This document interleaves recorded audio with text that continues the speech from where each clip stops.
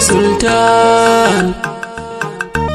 Naji wasu masoya masu bautar soyayya, wai kamun kauna daga zuciya na sa ayyo kuka, ayyo kuka, yana sa ayyo kuka. Ni kam soyayya ta sani rawa har ma na yi sallah da juyi.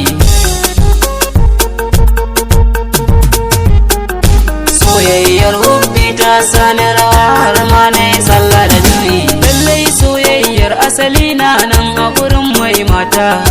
Kullum in zan kwanta sai na jiyo murya ta tausa, sai na ji ta ce mun hubbi na shin ko zan maka tausa. Ko na ce a'a sai ta zo ta kama ni wasa, tamkar jariri karami da yake a cikin tsumma.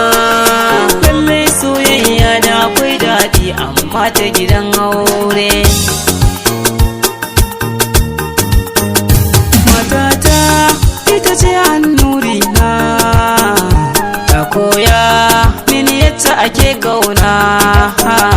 Ko a ina ita ce a tunani na, dawowa gare ta shine buri na. Matata ai ta zamta komai na, yau na gane alkibula ta tunani na sanadin aure. Soyayyar hubbi ta sani rawa har ma na yi sallah da juyi.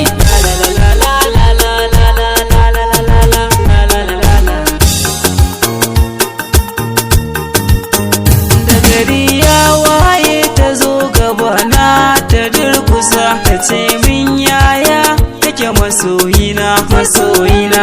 Idan mun gaisa ta tashi za ta tafi da kwarkwasa, tana juyowa tana ta wayina.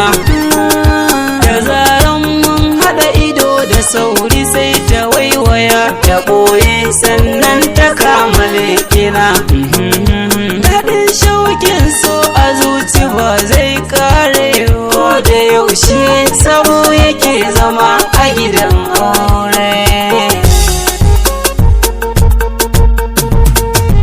Ina 'yan mata da 'yan samari ku ji zance na, soyayya ita ce ruwan zuma ta wuce kankana. Da dukkanin wanda sannadin so ya shige rana, ya gane sona da lokaci ya rike bayanai na. Ka dage kai ma ka samu mata, in kana son riba a so da kauna sai ka yi aure.